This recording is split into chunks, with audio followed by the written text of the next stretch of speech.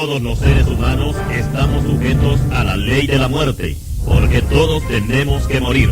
Pero también es cierto que todos estamos sujetos a la ley de la resurrección, porque todos tenemos que resucitar, para luego ser conducidos a uno de estos dos lugares, la condenación eterna o la vida eterna. Hoy presentamos el tema, la resurrección.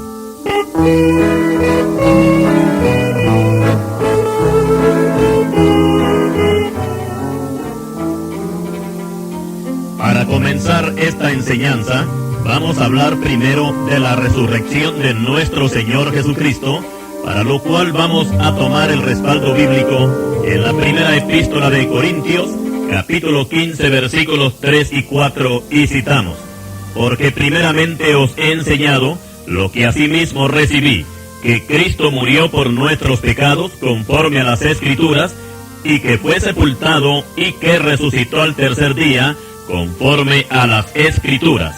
Hasta aquí la cita. En primer lugar diremos que la venida de nuestro Señor Jesucristo al mundo en un cuerpo de carne traía un propósito fundamental, y era morir en sacrificio por los pecados del mundo. Pero dentro de ese plan de redención también estaba incluida la gloriosa resurrección. O sea, que el cuerpo de Cristo, después de haber muerto en la cruz, tenía que ser sepultado, y al tercer día cobraría vida para levantarse vivo y victorioso de la tumba, sueltos los dolores de la muerte, por cuanto era imposible que fuese retenido por ella. Nos dice Hechos capítulo 2, versículo 24. La muerte y la resurrección fueron temas inseparables en la enseñanza del Señor cuando la impartía a sus discípulos. Veamos algunos pasajes. Desde entonces comenzó Jesús a declarar a sus discípulos que le era necesario ir a Jerusalén y padecer mucho de los ancianos, de los principales sacerdotes y de los escribas, y ser muerto y resucitar al tercer día. Mateo capítulo 16, versículo 21. Lo mismo tenemos también en Marcos capítulo 8, versículo 31, y Lucas capítulo 9, versículo 22. La resurrección tenía que ser el sello perfecto de todo el trabajo que el Señor realizó en su ministerio, y también sería la señal del triunfo sobre el pecado, sobre la muerte y el infierno, y también sería la señal de poder y de victoria en la predicación del Evangelio cuando la iglesia fuera por todo el mundo con este mensaje del Evangelio. La garantía de la salvación de un pecador se encuentra precisamente en la resurrección de Cristo. Veamos lo que nos dice la Escritura. Porque si no hay resurrección de muertos, tampoco Cristo resucitó. Y si Cristo no resucitó, vana es entonces nuestra predicación, vana es también nuestra fe. Y aún estáis en vuestros pecados. Entonces también los que durmieron en Cristo perecieron. Si en esta vida solamente esperamos en Cristo, somos los más dignos de conmiseración de todos los hombres. Mas ahora Cristo ha resucitado de los muertos, primicia de los que durmieron es hecho. Primera epístola de los Corintios, capítulo 15, versículos 13 al 20. Con estos pasajes tenemos que admitir que toda la gloria del Evangelio descansa en la resurrección gloriosa de nuestro Señor Jesucristo.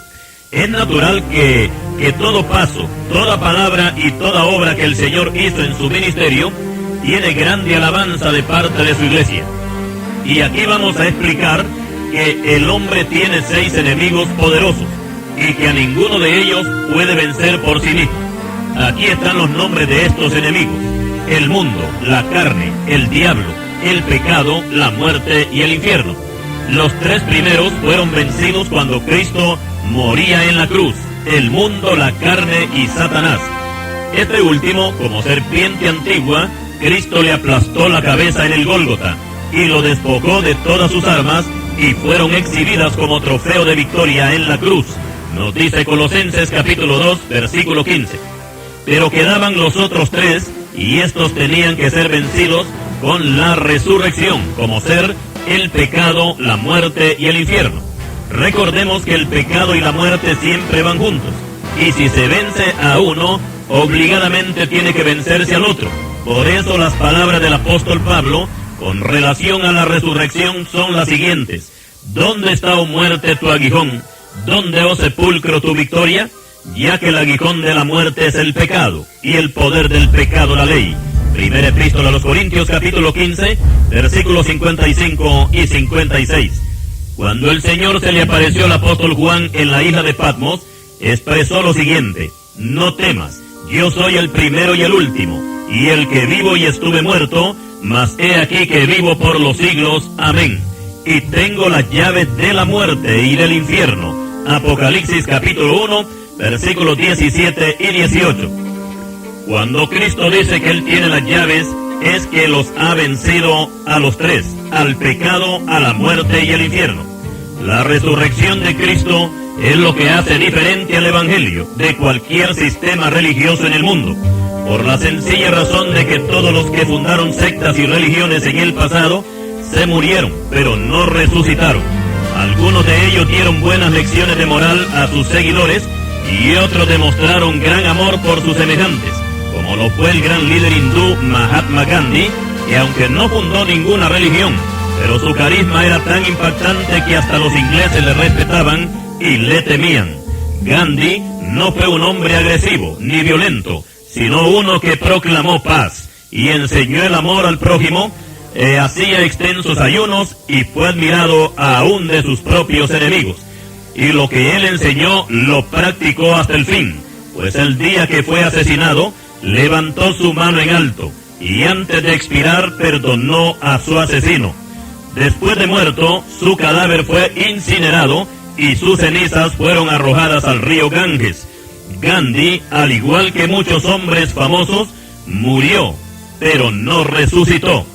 Ningún líder religioso se atrevió jamás a pronunciar las palabras que Cristo dijo, que donde 2 o 3 estuvieran congregadas en su nombre, allí estaría Él en medio de ellos. Mateo 18:20. Cierta vez le preguntó un líder budista a un misionero cristiano que qué pasaría si algún día se encontrara un tan solo hueso de Jesucristo. El cristiano le respondió: eso es imposible, porque el Señor resucitó con el mismo cuerpo que fue sepultado. Pero haciendo una suposición, y como usted dice, si un día apareciera un hueso que se comprobara que pertenece al Señor Jesucristo, en ese mismo día se proclamaría la derrota total del Evangelio. Pero gracias sean dadas a Dios que el poder del Evangelio y la salvación de los creyentes no está fundamentada en hueso de muerto, sino en el poder de la gloriosa resurrección de nuestro Señor Jesucristo. Por supuesto que la afirmación que el Señor dio antes de ir a la cruz, que Él iba a resucitar al tercer día de su muerte, no impactó gran cosa, ni aún en sus discípulos, y mucho menos en sus parientes, incluyendo a su madre María, que al principio de su ministerio no solamente desecharon su mensaje, sino que cierto día se presentaron en la casa donde Él estaba enseñando, pero no para oír la palabra que Él enseñaba, sino para llevárselo de allí, porque según ellos, Cristo no estaba cuerdo, había perdido el sentido. Para ellos, Cristo estaba loco. Para sus parientes, eso lo dice la Biblia en Marcos capítulo 3, versículo 21. Podemos imaginarnos que sus hermanos, los hijos de José y María, hasta se avergonzaban de Él, porque para ellos Cristo hacía el ridículo ante las multitudes, por la clase de doctrina que daba. Oigamos lo que cierta vez le dijeron sus hermanos: sal de aquí y vete a Judea, para que también tus discípulos vean las obras que haces, porque ninguno que procura darse a conocer hace algo en secreto.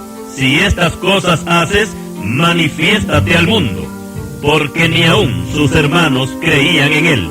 Evangelio de Juan capítulo 7, versículos 3 al 5. Ahora, cuando hablamos de una resurrección en un cuerpo glorificado, esto, como dijimos, no impactó gran cosa, y cuando llegó a impactar fue para dar su desaprobación a la misma. Cierta vez el Señor dijo: nadie me quita la vida, sino que yo de mí mismo la pongo. Tengo poder para ponerla, y tengo poder para volverla a tomar. Este mandamiento recibí de mi Padre. Juan capítulo 10, versículo 18. Estas palabras quieren decir que él iba a morir, pero que iba a resucitar. Ahora veamos cuál fue la reacción de los judíos. Muchos de ellos decían: demonio tiene y está fuera de sí. ¿Por qué le oís? Juan capítulo 10, versículo 20. La frase fuera de sí quiere decir loco o demente. Recordemos que dentro de toda la enseñanza que Cristo daba, lo único que la gente aceptaba eran los milagros, la sanidad de los enfermos y cuando echaba fuera demonios. Pero lo que la gente no aceptaba era que Él perdonara pecados, que Él era el Hijo de Dios, que Él era antes de Abraham, y tampoco aceptaban que Él resucitaría de los muertos. Ahora, cuando hablamos de resurrección, vamos a clasificar este hecho en dos formas. En primer lugar, tenemos la resurrección física y corporal, que es cuando una persona muere y con el poder de Dios vuelve a la vida. Y como ejemplo tenemos en la misma Escritura y en el Nuevo Testamento a la hija de Jairo, al hijo de la viuda de la ciudad de Naín, a Dorcas, a Eutico y Lázaro. Este último tenía 4 días de muerto y su cuerpo ya se había descompuesto. Pero al llamado de Cristo volvió a la vida. Y lo mismo sucedió con los anteriores, con excepción de Eutico, que fue resucitado en el ministerio del apóstol Pablo. Libro de los Hechos, capítulo 20, versículos 9 al 12. Lo que podemos notar en estas resurrecciones es una restauración a la vida normal. No hay ninguna glorificación en ellas. Por tanto, estas mismas personas que fueron resucitadas tuvieron que morir después. Y si murieron en santidad, o sea que no murieron en pecado, formarán parte de todos los que van a resucitar en el día postrero con cuerpos glorificados, según Filipenses capítulo 3 y versículo 21.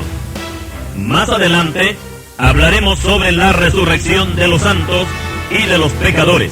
Y con respecto a la resurrección del Señor Jesucristo, esta entra en la segunda categoría y es considerada como la única que se ha operado en toda la historia del mundo. O sea que Cristo es el único que después de muerto ha resucitado con el mismo cuerpo, pero glorificado. O sea, con cuerpo celestial, no sujeto a la muerte, tal como nos dice el apóstol Pablo en Romanos capítulo 6, versículo 9, que la muerte ya no se enseñorea más de él.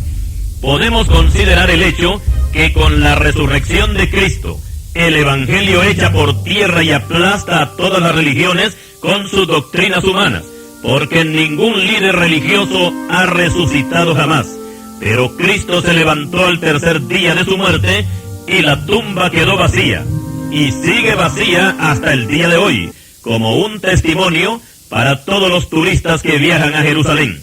Oigamos el testimonio bíblico de la resurrección en aquel amanecer cuando las santas mujeres fueron al sepulcro, y hubo un gran terremoto, porque un ángel del Señor descendiendo del cielo, y llegando, removió la piedra y se sentó sobre ella. Y les dijo el ángel: no temáis, porque yo sé que buscáis a Jesús, el que fue crucificado. No está aquí, pues ha resucitado. Venid y ved el lugar donde fue puesto el Señor. Mateo capítulo 28, versículos 1 al 6. En Lucas 24, versículos 5 y 6, el ángel les dice: ¿por qué buscáis entre los muertos al que vive? No está aquí, sino que ha resucitado. Para la iglesia redimida con la sangre de Cristo, estos testimonios son suficientes para creer por fe que nuestro Señor se levantó de entre los muertos. Sin embargo, para los que no creen, tenemos algunas evidencias que compartir, respaldadas por la palabra de Dios, y aún la misma lógica humana se verá incapaz de refutar este glorioso evento de la gloriosa resurrección de nuestro Señor Jesucristo. Continuaremos.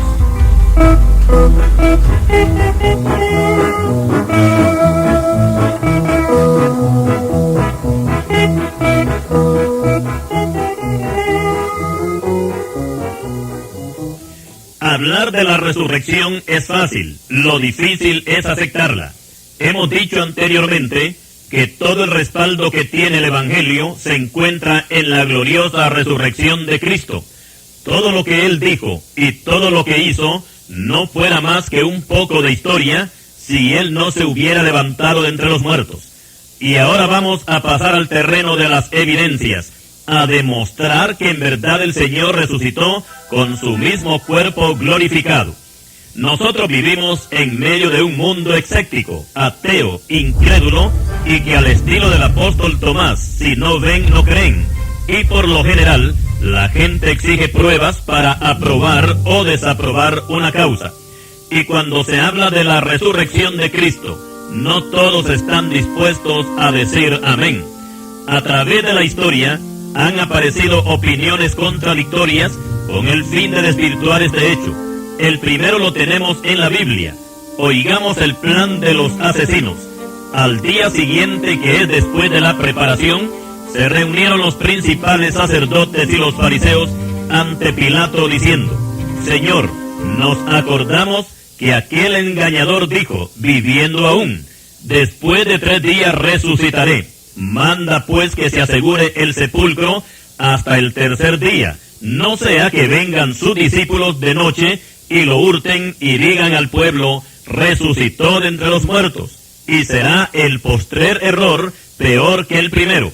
Y Pilato les dijo, ahí tenéis una guardia, id, aseguradlo como sabéis.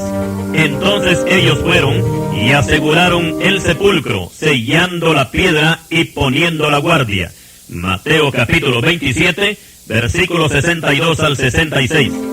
Pero cuando llegó el 3er día, un gran terremoto sacudió el Gólgota, al grado que los guardias presenciaron cuando un ángel que vino del cielo quitó la piedra del sepulcro. Ante esta escena, los guardias romanos, que se caracterizaban de ser muy valientes, temblaron de miedo y se quedaron como muertos. Luego el ángel da la buena nueva a las mujeres que el Señor, a quien ellas buscaban, no se encontraba allí, pues había resucitado.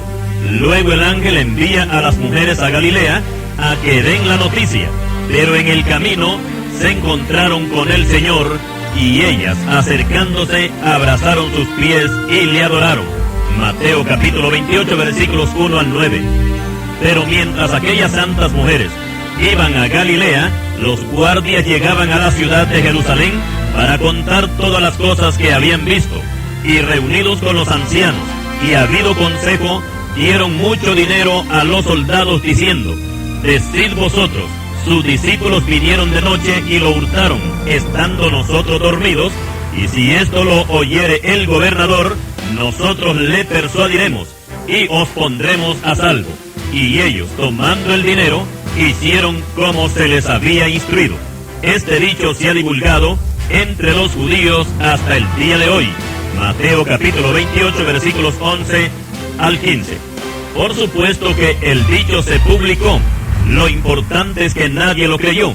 Y ahora veamos por qué los discípulos no podían robarse el cuerpo del Señor. Y en primer lugar diremos que la situación política que se vivía en ese momento en Jerusalén estaba al rojo vivo. Recordemos que la acusación de que fue objeto el Señor no fue solamente en el aspecto religioso, sino que también en la parte política, porque según los judíos, Cristo alborotaba al pueblo, incitándolo a la rebelión y prohibiendo dar tributo a César. Eso lo tenemos en Lucas 23, versículo 2. Por supuesto que esto era una falsa acusación, pero aún así, los discípulos no se iban a atrever a desafiar a los soldados romanos porque se exponían a ser detenidos y sentenciados. Además de eso, los soldados superaban en número a los discípulos. Si quisiéramos pensar que ellos podrían emplear la fuerza bruta. Por lo general, las guardias más pequeñas en número que usaba Roma eran de 16 soldados, y los discípulos solamente eran un pequeño grupo, porque ya había muerto Judas y solamente habían 11 de ellos. Esa cantidad de soldados fue la que custodió a Pedro en la cárcel, según Hechos capítulo 12, versículo 4. Por otra parte tenemos la disciplina de los soldados que estaban entrenados para no dormirse cuando hacían guardia, y el que llegara a dormirse era expuesto a severos castigos, máxime en casos de máxima seguridad y tan delicados como el que se les había asignado. También podemos mencionar que la piedra del sepulcro pesaba más de 1 tonelada, y además de eso tenía puesto el sello romano. Si los discípulos o cualquier otra persona rompía ese sello, se exponía a ser condenado a muerte. Por todas estas causas, los discípulos no podían arriesgarse. Ahora vamos a mencionar otra versión que se ha manejado para desvirtuar la resurrección de Cristo, y es que las mujeres, cuando fueron siendo aún oscuro, según Juan capítulo 20 versículo 1, se equivocaron de sepulcro y encontraron uno que no había sido usado. Esta versión no ha tenido mucho peso en los medios históricos, porque si este hubiera sido el caso de encontrar un sepulcro vacío y proclamar que el Señor había resucitado, no siendo el sepulcro verdadero, esta era una excelente oportunidad para el Sanedrín y para Roma de abrir el verdadero sepulcro y presentar el cadáver al público, pero no sucedió eso, porque ellos sabían que no había tal equivocación de sepulcro. Y siempre, con el fin de negar la resurrección del Señor, han aparecido otras historias. Para algunos pensadores incrédulos, creen que Cristo no murió literalmente en la cruz, sino que solamente sufrió un desmayo y después se recuperó. Pero esta versión tiene más de infantilismo que seriedad, porque no solamente la Biblia dice que Cristo murió, sino que hay documentos ajenos a la Biblia que testifican que el Señor realmente se levantó vivo de la tumba. Tenemos aquí al judío Flavio Josefo con este testimonio: existió por aquel tiempo un hombre sabio llamado Jesús, si es que es lícito llamarle un hombre, pues fue un hacedor de maravillas, un maestro, de quien los hombres recibían la verdad con placer. Él conquistó a muchos judíos y griegos. Este hombre era el Cristo, y cuando Pilato le hubo condenado a la cruz, los que le habían amado desde el principio no le olvidaron, pues se apareció vivo a ellos al tercer día de su muerte, y sus seguidores llamados los cristianos no han desaparecido. Explicamos que Flavio Josefo, aun siendo judío, no simpatizaba con su gente, y mucho menos con los cristianos. Él estaba a favor de Roma, y ha sido considerado uno de los más grandes historiadores del primer siglo, aunque para los judíos de su tiempo no fue más que un traidor, pero aún así es uno de los que testifican que Cristo resucitó de entre los muertos. Cristo no podía haber sufrido un simple desmayo en la cruz. La Biblia dice que murió, literalmente murió. Hay muchos pasajes que lo comprueban y son los soldados los principales testigos de su muerte. Por otra parte, cuando José de Arimatea y Nicodemo desclavaron el cuerpo de la cruz, ellos sabían que estaba muerto. De lo contrario, no lo hubieran preparado con especies aromáticas, como 100 libras.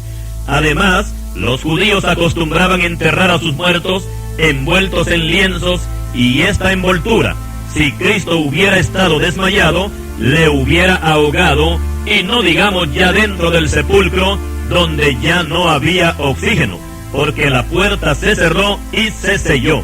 Por tanto, esta versión del desmayo no tiene ningún valor en las filas evangélicas, como tampoco tendría valor el que los discípulos se robaran el cadáver, porque esto más bien sería una oportunidad para el Sanedrín, ya que los sacerdotes y los ancianos hubieran formado una cacería hasta recuperar el cadáver y presentarlo al público como evidencia que no había resucitado. Pero no sucedió tal cosa. Y con respecto a la falsa teoría que dan los falsos testigos de Jehová, que Cristo resucitó pero en espíritu, no con un cuerpo glorificado, esto no tiene sentido, porque si así hubiera sido, ni los discípulos hubieran creído en esta resurrección, ya que el cuerpo hubiera permanecido dentro de los lienzos en que fue envuelto, y la Biblia confirma que los lienzos estaban intactos, haciendo como que si un cuerpo estuviera dentro, pero en este caso el cuerpo no estaba.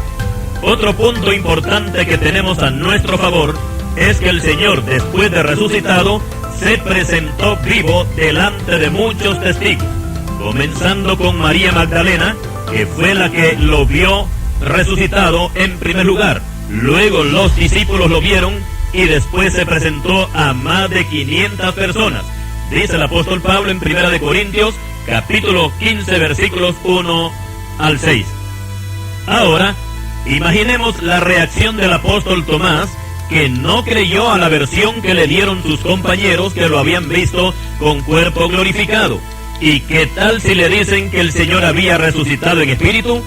Y para refutar la versión que Cristo resucitó en espíritu y no en cuerpo glorificado, es la misma Escritura quien da la explicación y citamos. Mientras ellos, o sea los discípulos, aún hablaban de estas cosas, Jesús se puso en medio de ellos y les dijo: paz a vosotros. Entonces, espantados y atemorizados, pensaban que veían espíritu, pero Él les dijo: ¿por qué estáis turbados y vienen a vuestro corazón estos pensamientos? Mirad mis manos y mis pies, que yo mismo soy. Palpad y ved, porque un espíritu no tiene carne ni huesos, como veis que yo tengo. Y diciendo esto, les mostró las manos y los pies. Lucas capítulo 24, versículos 36 al 40. Cuando la Escritura dice que los discípulos creyeron que Cristo era un espíritu, esto quiere decir que lo confundieron con un demonio, porque su reacción fue de miedo y de espanto. Lucas 24, 37.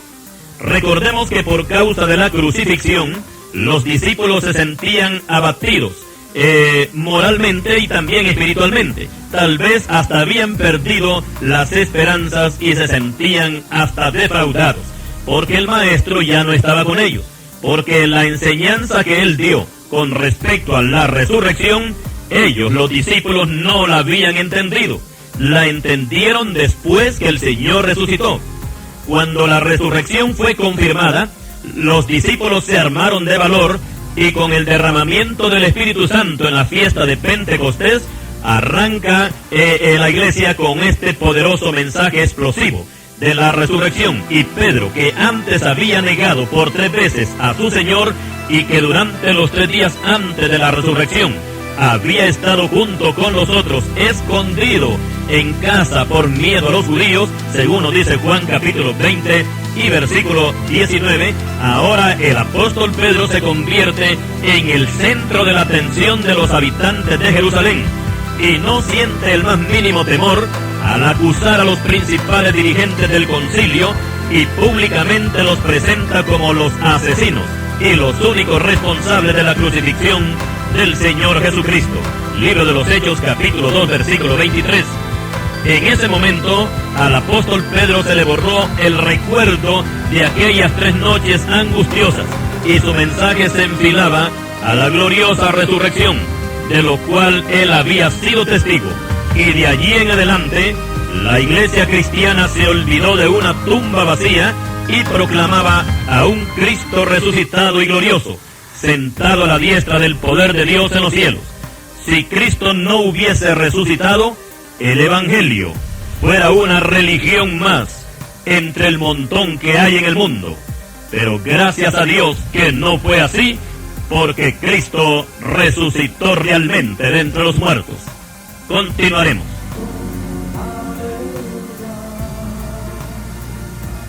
En la historia de la humanidad vamos a encontrar que millones de personas han partido de esta vida y que jamás volverán al mundo con un cuerpo natural.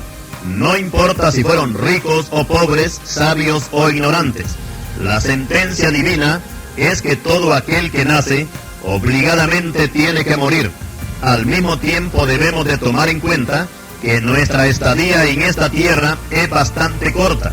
La Escritura nos compara con la hierba que crece en la mañana y a la tarde se seca. Salmo 90, versículos 5 y 6. Podríamos decir que aquí estamos como peregrinos, de paso, y por consiguiente, la muerte, que es el punto final de la materia, y es quien da por terminada nuestra existencia humana, y es la que nos conduce a nuestro destino eterno. La muerte causa miedo a los que viven, porque si somos honestos, ninguna persona dentro de su cabal juicio desea morirse. Todos queremos vivir. Y con respecto a la muerte, aquí es donde todos estamos haciendo fila aunque nadie quiere estar a la cabeza. Claro que hablar de la muerte es bastante duro, pero no todo es desaliento. La Biblia nos abre un camino de esperanza para no tenerle miedo a la muerte. Ese camino es el Señor Jesucristo, quien descendió del cielo y entró al mundo en un cuerpo de carne con el fin de destruir el imperio de la muerte. Aunque bíblicamente hablando, explicamos que Cristo no vino a vencer la muerte física del cuerpo, sino la muerte segunda, la que ocurre después que una persona muere físicamente. En el libro de Hebreos capítulo 9 y en el versículo 27 se nos habla de un juicio después de la muerte. Y esto quiere decir que todo aquel que muere obligadamente tiene que resucitar. Y en este campo solamente caben dos grupos: los salvos y los que no son salvos. Dice la Escritura: y muchos de los que duermen en el polvo de la tierra serán despertados, unos para vida eterna y otros para vergüenza y confusión perpetua. Daniel capítulo 12 versículo 2. Aquí tenemos la resurrección de los muertos, y que Cristo la confirma en el Nuevo Testamento y dice: no os maravilléis de esto, porque vendrá hora cuando todos los que están en los sepulcros oirán su voz, y los que hicieron lo bueno saldrán a resurrección de vida, mas los que hicieron lo malo a resurrección de condenación. Evangelio de Juan capítulo 5 versículos 28 y 29. Aquí tenemos fijados los dos destinos: el cielo o el infierno, con Cristo o con el diablo. Todo es asunto de escoger el lugar mientras vivimos en el mundo, porque después de muertos ya no se puede escoger nada. La doctrina evangélica nos garantiza la resurrección de todo ser humano conforme a la resurrección que el Señor experimentó, porque Él tenía que ser las primicias, el primogénito de entre los muertos. Primera epístola a los Corintios capítulo 15 versículo 23. Y explicamos que el cuerpo con que resucitó el Señor era su mismo cuerpo, no era otro, nada más que ya glorificado. Esta palabra glorificado quiere decir que el cuerpo, prácticamente siendo el mismo, había sido transformado. Dejó de ser un cuerpo físico de materia humana para transformarse en un cuerpo celestial e inmortal, no sujeto a enfermedad ni a muerte, y libre de todo obstáculo físico. Y como ejemplo tenemos que el Señor, cuando se apareció a sus discípulos, ellos tenían las puertas cerradas de la casa donde estaban, por miedo a los judíos. Juan 20 versículo 19. Pero Cristo no tocó la puerta para que le abrieran, sino que como su cuerpo ya no estaba relacionado con la materia, pasó por en medio de la pared, y esa fue la causa para que los discípulos se espantaran y temblaran de miedo. Les costaba creer que el Señor hubiese entrado en esa forma, y por eso es que lo confundieron con un espíritu. Dice Lucas capítulo 24, versículos 36 y 37. Ahora, el caso es impresionante porque Él no solamente se dejó ver, sino que invitó al apóstol Tomás a que tocara su cuerpo que había sido herido. Juan capítulo 20, versículo 27. Y aún más podemos notar, y es que cuando se le apareció a sus discípulos, y estos por causa del gozo que sentían, y hasta ni creían que Cristo estaba allí porque estaban maravillados, entonces el Señor los sacó de todo aquel embrollo y les dijo: ¿tenéis algo aquí de comer? Entonces le dieron parte de un pez asado y un panal de miel, y él lo tomó y comió delante de ellos. Lucas 24 versículos 41 al 43. Esto de que Cristo comió parte de un pez asado después de resucitado nos enseña que nosotros también vamos a tener un cuerpo semejante al de Él, según primera epístola de Juan, capítulo 3, versículo 2, que aunque nuestro cuerpo no va a estar sujeto a la materia, siempre va a ser un cuerpo en el sentido literal de la palabra, el cual se podrá ver y tocar, y por supuesto que podremos beber, según Mateo capítulo 26 y versículo 29, y podremos también comer, así nos dice Apocalipsis capítulo 2, versículo 7. Ya en el Antiguo Testamento se tenía conocimiento de una resurrección corporal. Oigamos las palabras de Job: yo sé que mi Redentor vive, y al fin se levantará sobre el polvo, y después de deshecha esta mi piel, en mi carne he de ver a Dios, al cual veré por mí mismo, y mis ojos lo verán, y no otro, aunque mi corazón desfallece dentro de mí. Job, capítulo 19, versículos 25 al 27. Este siervo Job tenía una esperanza, que aunque muriera físicamente y su carne se pudriera en la tierra, siempre se levantaría del polvo, y con sus ojos iba a ver a Dios. Notemos que Job está hablando de una resurrección cuando dice, después de deshecha está mi piel. Con su cuerpo físico no esperaba ver a Dios, pero con su cuerpo glorificado sí albergaba esa esperanza. Sabemos que el mundo con su mente natural no piensa en una resurrección, mucho menos para interesarse cómo se llevaría a cabo. Ahora, para algunos creyentes surge esta pregunta: ¿cómo resucitarán los muertos? ¿Con qué cuerpo saldrán de la tumba? Primera de Corintios 15, versículo 35. El apóstol Pablo nos da una clara enseñanza con respecto a este tema y pone como ilustración la semilla que se siembra, que para que dé fruto, primero tiene que morir. Luego hace una clasificación de los seres que habitan la tierra con respecto a su carne, y por consiguiente que la carne del hombre es la que tiene un lugar de preeminencia, ya que es diferente a la carne de las bestias. Los peces tienen otra clase de carne y lo mismo las aves. Primera de Corintios 15, 39. Con esta descripción nos damos cuenta que las carnes son diferentes, y por supuesto que los animales tienen una carne inferior a la carne del hombre. La carne del hombre está apta para resucitar después de muerta, no así la de los animales, porque encontramos una gran diferencia en su formación.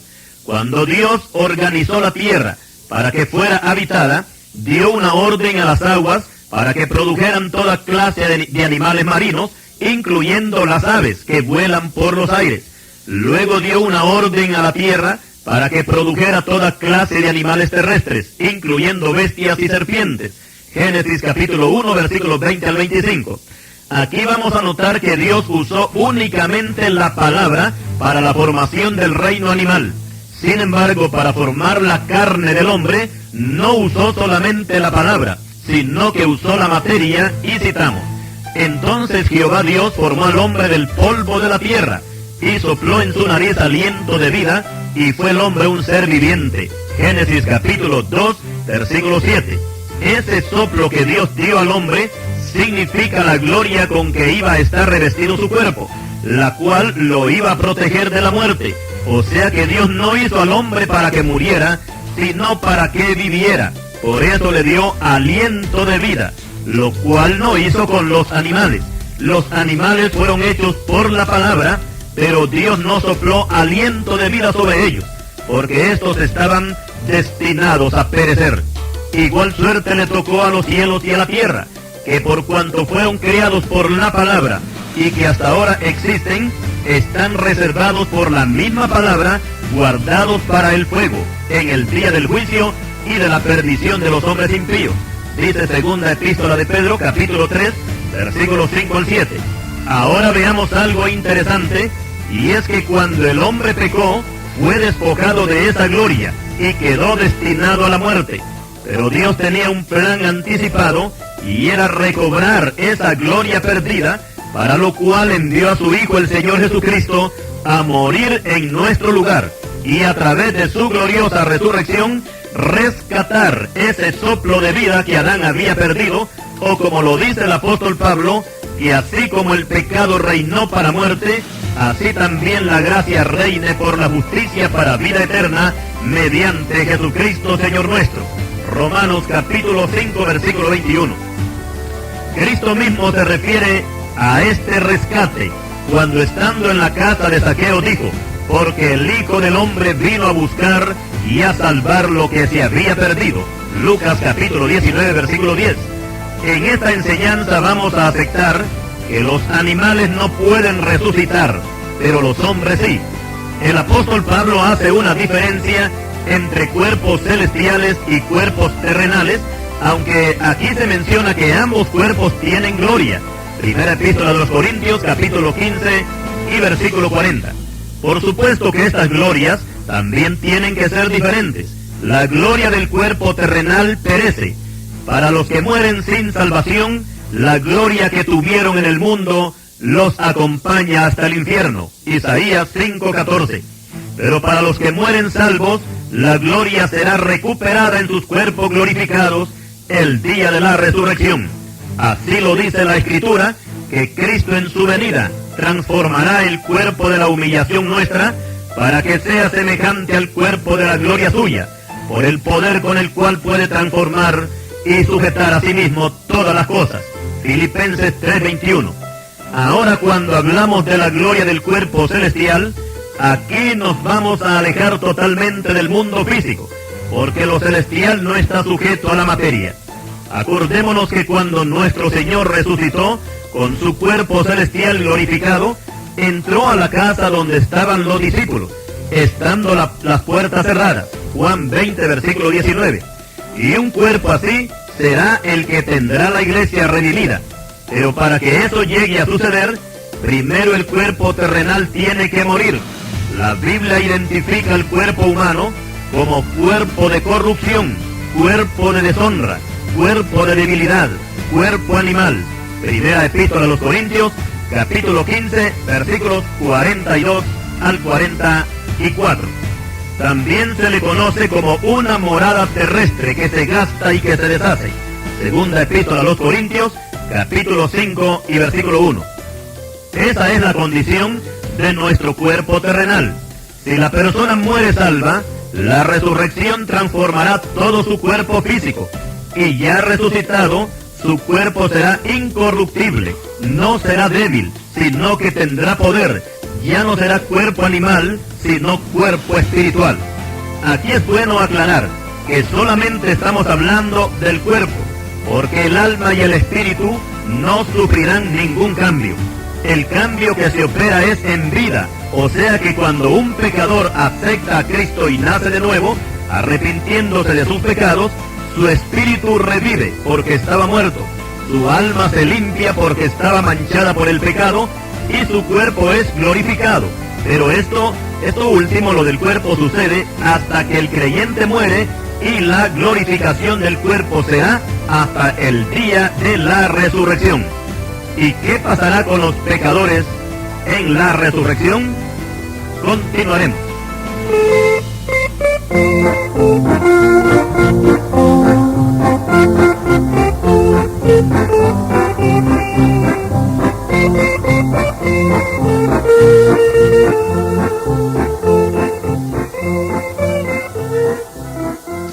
Y continuando con el tema sobre la resurrección de los muertos, hemos dicho anteriormente que los justos resucitarán con cuerpos glorificados, incorruptibles e inmortales. Esto quiere decir que nuestros cuerpos no se envejecerán, porque ya no estaremos sujetos al tiempo, sino a la eternidad. Tampoco nos vamos a enfermar, porque el cuerpo corruptible que tenemos ahora será transformado en incorruptible, ni tampoco vamos a morir, porque nuestros cuerpos mortales serán transformados en inmortales. Primera de Corintios capítulo 15, versículos 51 al 54. Ahora es bueno explicar las dos clases de resurrecciones por las cuales pasamos los creyentes. La primera es en la parte espiritual. La Escritura nos dice que cuando el Señor Jesucristo nos encontró, estábamos muertos en delitos y en pecados, y Él nos dio vida. Efesios capítulo 2, versículo 1. O sea que cuando recibimos a Cristo como nuestro Salvador, nuestro espíritu humano revivió porque estaba muerto, y ya con el espíritu resucitado, el alma y el cuerpo estaban en capacidad de adorar a Dios en espíritu y en verdad. Juan capítulo 4, versículo 24. En la epístola a Colosenses capítulo 3, versículos 1 al 4, se habla de la resurrección espiritual, cuando dice el apóstol Pablo: si pues habéis resucitado con Cristo, buscad las cosas de arriba, donde está Cristo sentado a la diestra de Dios. En el versículo 4 de esta misma epístola, capítulo 3 de Colosenses, se habla de la resurrección corporal y dice: cuando Cristo vuestra vida se manifieste, entonces vosotros también seréis manifestados con Él en gloria. Esta frase de que cuando Cristo se manifieste Aquí se habla del arrebatamiento de la iglesia y, por supuesto, de la resurrección de los que murieron salvos. Cristo mismo dio esta enseñanza cuando dijo: el que come mi carne y bebe mi sangre tiene vida eterna, y yo le resucitaré en el día postrero. Juan capítulo 6, versículo 54. Y como ya lo hemos explicado, el cuerpo glorificado estará totalmente ajeno a las cosas terrenales y no podrá morir. Vamos a poner una ilustración. Si las armas que hoy se usan hubieran existido cuando el Señor vino al mundo, y suponiendo que después de resucitado, los enemigos hubieran disparado ametralladoras y toda clase de armas sobre él, los proyectiles hubieran pasado a través de su cuerpo, pero no le hubieran causado ningún daño. En otras palabras, es como que si el cuerpo no estuviera ahí, por la sencilla razón de que su cuerpo ya no era mortal, sino inmortal o celestial. Esa fue la razón por la cual el Señor se levantó de la tierra a la vista de sus discípulos para irse al cielo, porque su cuerpo ya no estaba sujeto a la ley de la gravedad que tiene la tierra, según Hechos capítulo 1 y versículo 9. Y precisamente que en esa misma forma nosotros también seremos transformados para salir de esta esfera terrestre. La Escritura nos da una clara información con respecto a la resurrección de los que murieron salvos y de los que estarán o estaremos vivos en este mundo cuando el Señor venga. Veamos esta enseñanza que nos da el apóstol Pablo. Porque si creemos que Jesús murió y resucitó, así también traerá Dios con Jesús a los que durmieron en él. Por lo cual os decimos esto en palabra del Señor, que nosotros que vivimos, que habremos quedado hasta la venida del Señor, no precederemos a los que durmieron. Porque el Señor mismo, con voz de mando, con voz de arcángel y con trompeta de Dios, descenderá del cielo, y los muertos en Cristo resucitarán primero. Luego nosotros los que vivimos, los que hayamos quedado, seremos arrebatados juntamente con ellos en las nubes, para recibir al Señor en el aire, y así estaremos siempre con el Señor. Primera epístola a los Tesalonicenses, capítulo 4, versículos 14 al 17. En estos pasajes encontramos algo que nos llama poderosamente la atención, y es con respecto a los que murieron en Cristo, que resucitarán primero. Esto nos enseña que hay otros que van a resucitar después, y estos son los que murieron sin Cristo, los cuales resucitarán, pero sin cuerpo glorificado. Y no se encontrarán con Cristo en las nubes, sino que se van a encontrar con Él, pero en el trono blanco, para ser juzgados y sentenciados, y por último ser lanzados al lago de fuego. Aquí tenemos dos clases de resurrecciones. Procuremos participar de la primera, tal como nos dice la palabra de Dios: bienaventurado y santo el que tiene parte en la primera resurrección. La segunda muerte no tiene potestad sobre estos, sino que serán sacerdotes de Dios y de Cristo, y reinarán con él 1000 años. Apocalipsis 26. Ahora explicamos que por el hecho de que los pecadores no van a tener cuerpo glorificado, no quiere decir que no van a ser eternos. La Escritura nos habla de estas dos clases de resurrecciones en el libro del profeta Daniel, capítulo 12 y versículo 2, y dice que muchos de los que duermen en el polvo de la tierra serán despertados, unos para vida eterna y otros para vergüenza y confusión perpetua. El Señor Jesucristo confirma este pasaje de Daniel cuando se refiere a estos dos grupos, tipificando a las ovejas y a los cabritos, y dice: e irán estos al castigo eterno, refiriéndose a los cabritos, y los justos a la vida eterna. Mateo 25:46, y en este grupo último se trata de los salvos. Satanás le ha hecho creer a muchas personas que no hay existencia después de la muerte, y que con la muerte física se terminó todo, pero no es así. La palabra de Dios confirma que tanto justos como pecadores resucitarán. Ahora surge una pregunta, y es que no todos los que han muerto han sido sepultados en una sepultura. Por otra parte, algunas personas pierden un miembro de su cuerpo, ya sea un brazo o una pierna, y estos son sepultados en algún lugar. Pero cuando muere esta persona, es sepultada en otro lugar. Otros han sido incinerados, o sea, quemados sus cadáveres, y las cenizas han sido lanzadas a los ríos o al mar. Otros han muerto despedazados por fieras y han servido de alimento de animales salvajes. Otros han muerto en los mares o han lanzado sus cadáveres al mar y han ido a parar al estómago de un tiburón. Como podemos ver, toda esa materia se ha disuelto y dentro de la lógica humana resultaría imposible reunir esas partículas que prácticamente no sabríamos dónde encontrarlas. Además de eso, resultaría imposible, humanamente hablando, escoger la materia específica de un cuerpo, como en los casos de las fosas comunes, donde entierran hasta cientos de cadáveres amontonados, como sucedió con los millones de judíos que asesinó Adolfo Hitler en Alemania, o los centenares de cadáveres de Ruanda, en África. En el año 94 y en el año 95, las tomas de la televisión mostraban escenas dantescas, que con la pala de un tractor eran sepultados cientos de ruandeses en una misma fosa. Estos cuerpos, después de ser alimento para los gusanos, al final quedarán convertidos en polvo, y toda esta materia quedará formando una sola masa. ¿Cómo saldrían estos cuerpos el día de la resurrección? Por supuesto que para la mente humana todo esto resulta imposible. Por eso este trabajo no es encomendado al hombre hacerlo, sino que será Dios quien lo hará, porque para Él no hay nada imposible. Lucas capítulo 1, versículo 37. El profeta Jeremías dice: «Oh Señor Jehová, he aquí que tú hiciste el cielo y la tierra con tu gran poder y con tu brazo extendido, ni hay nada que sea difícil para ti». Jeremías 32, versículo 17. «¿Se esconderá alguno, dice Jehová, en escondrijos que yo no lo vea? ¿No lleno yo, dice Jehová, el cielo y la tierra?». Jeremías 23, versículo 24. Cuando hablamos de una resurrección corporal, estamos explicando que Dios no va a dar un cuerpo nuevo diferente al que la persona tenía en vida, sino el mismo cuerpo, nada más que transformado. Si el caso fuera que Dios pusiera un cuerpo diferente, entonces no sería una resurrección.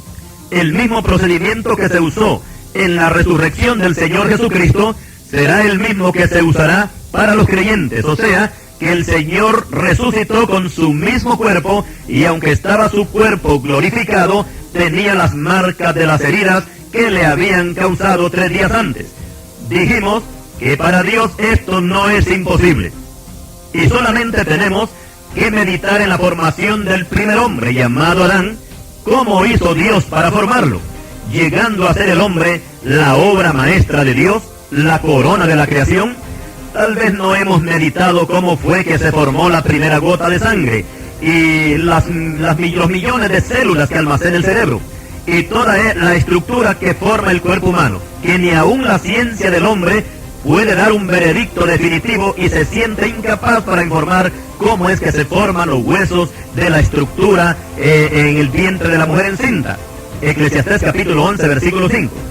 Si analizamos detenidamente el caso de la creación del hombre, desde el punto humano, se puede considerar más difícil que la resurrección de los muertos, porque se forma algo que antes no tenía vida y no tenía ni siquiera forma.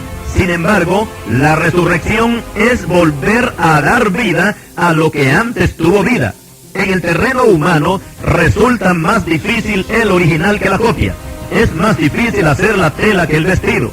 La ciencia moderna en la rama astronómica ha descubierto con sus enormes telescopios otras galaxias además de la que envuelve a nuestro sistema solar, cada una con sus millones de estrellas.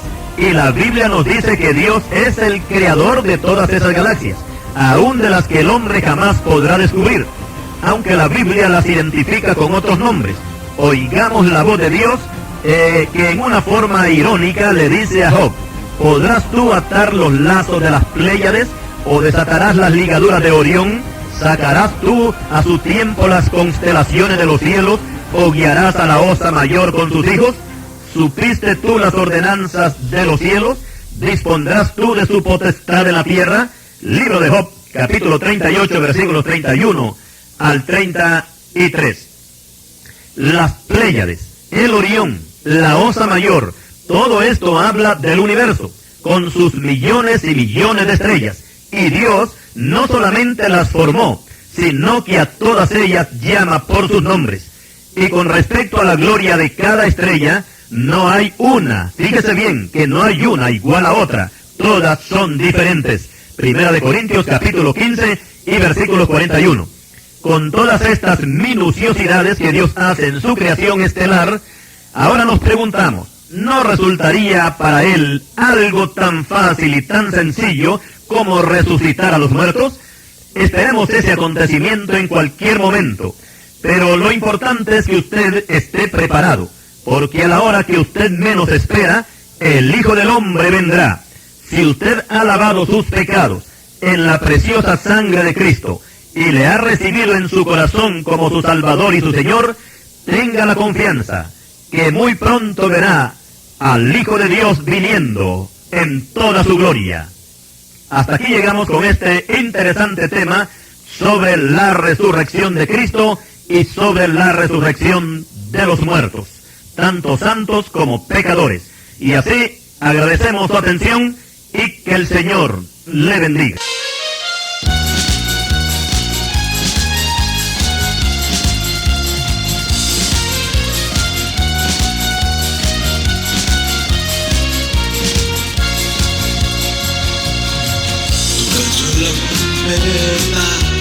Suena el aire los montes, tocan la trompeta, porque el día del Señor llegó. Tocan la trompeta, suena los montes, tocan la trompeta, porque el día del Señor llegó. Aleluya, Señor poderoso, aleluya, Yeshua el Rey. Aleluya, Señor poderoso, aleluya, Yeshua el Rey.